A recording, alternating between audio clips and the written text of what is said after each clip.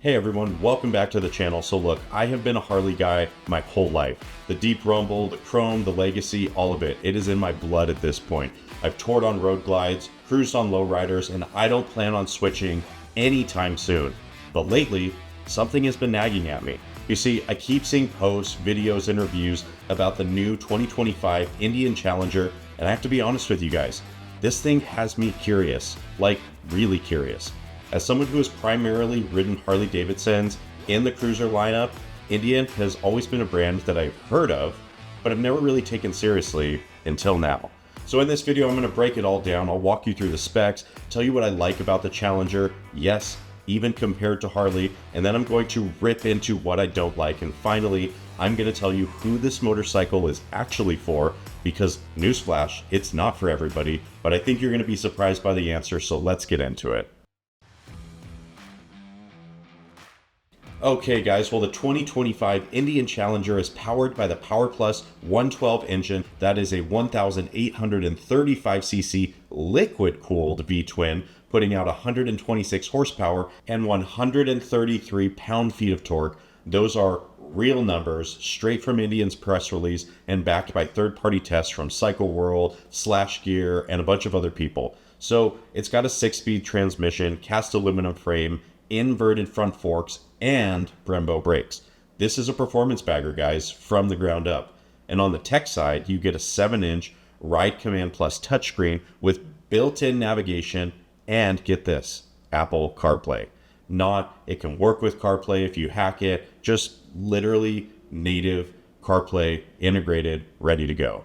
And now in 2025, Indian has added, get this, rear collision detection, blind spot monitoring, hill hold assist, and tailgating alerts.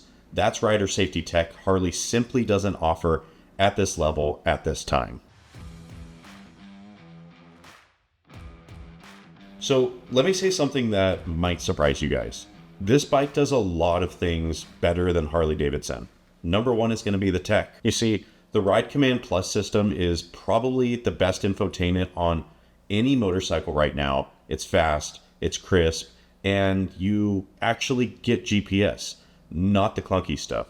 You see, Harley's boombox system, even with CarPlay, kind of just feels like, I don't know, it's 5 years behind. And the CarPlay integration actually works on these Indian motorcycles. There's no hacks, there's no USB tether, it's just clean, modern functionality. Number two is going to be the rider comfort. So the Climate Command heated and cooled seat is an absolute game changer, guys. We've all ridden in brutal heat where your leather seat just turns into an absolute frying pan. So on the Challenger, you can literally cool your seat down. So in the same way that some fancy cars have cooled seats now in them, you can actually get that as an option on your motorcycle. And that sounds pretty incredible to me. So some riders have said it gets a little too, quote, moist, but hey, it sounds better than roasting your thighs off in the middle of August crossing the desert. Number three, safety features. So I mentioned this earlier in the video, but blind spot lights in the mirrors, rear collision flashers that warn tailgaters, hill hold control for stoplights on a slope.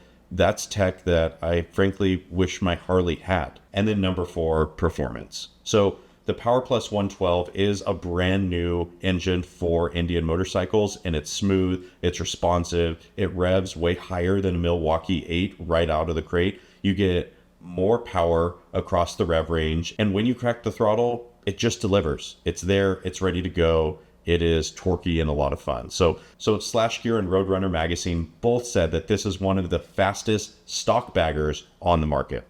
Then the aluminum frame and inverted forks means that this thing cars. It genuinely corners better than a road glide, and it hurts me a little bit to say that.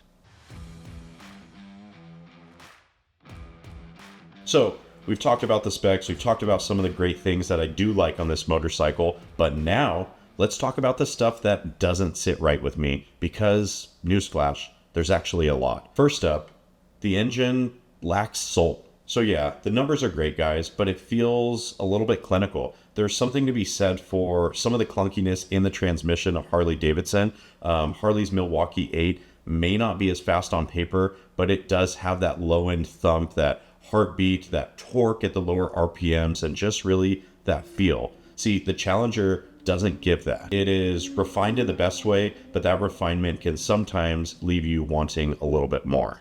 And then second, the design of the motorcycle. So this is going to be something that is most polarizing, I think, for people that are going from Harley-Davidson to Indian. And the front fairing is aggressive, sure, but it kind of feels like it's trying too hard. See, there's no timelessness here. And I look at it and go, this is going to look dated in 5 years. The Road Glide, on the other hand, I think the Shark Nose is forever. And some of the plastics, especially around the bags and the dash, they kind of just feel cheap. And I expected a little bit more for a bike at this price point, but that shouldn't come as a surprise considering that Polaris is primarily backing Indian motorcycles. And then third, we need to talk about reliability, because let's not forget, guys, Indian's ride command system has had a history of bugs. There's been ECM failures, you've had throttle lag, you've had electrical gremlins. Check the forums, it's all there, guys. This isn't just Harley fanboy shade that I'm throwing at Indian. This is real rider feedback that you guys need to be concerned with if you are considering switching to Indian motorcycles. And even with the new heat management system, folks are still reporting high heat near the legs on long rides. And that is a problem that has carried over since the original PowerPlus models. And then finally, and probably most important, is the culture around Indian motorcycles. You see, Harley-Davidson isn't just a brand, it's a tribe. It's rallies, it's brotherhood, it's 120 years of culture, and Indian is still figuring that out. Their bikes are good, but the vibe just isn't the same.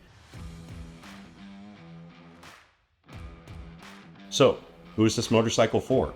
I would say that if you're a rider who wants performance first and you're not emotionally tied to the Harley brand, the Challenger makes a strong case.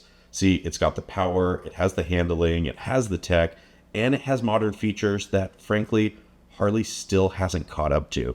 So if you're coming from, I would say, like a sport bike or even something like an FJR or a Goldwing, this is all going to be familiar, but just a little more stylish. But if you're in love with the soul of a bike, the ritual of owning a Harley-Davidson, the weight and just the overall brand equity of the brand itself, the community, you're not going to get that here. Not yet anyways. So here's my take, guys. I'm not selling my Harley-Davidson.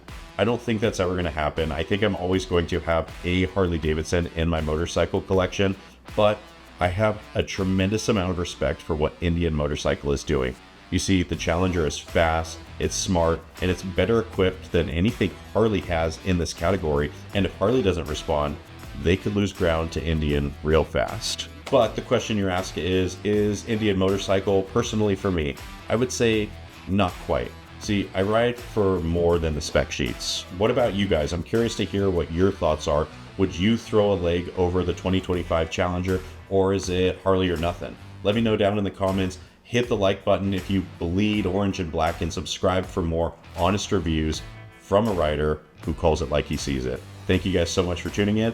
Till we meet in the next one. Peace.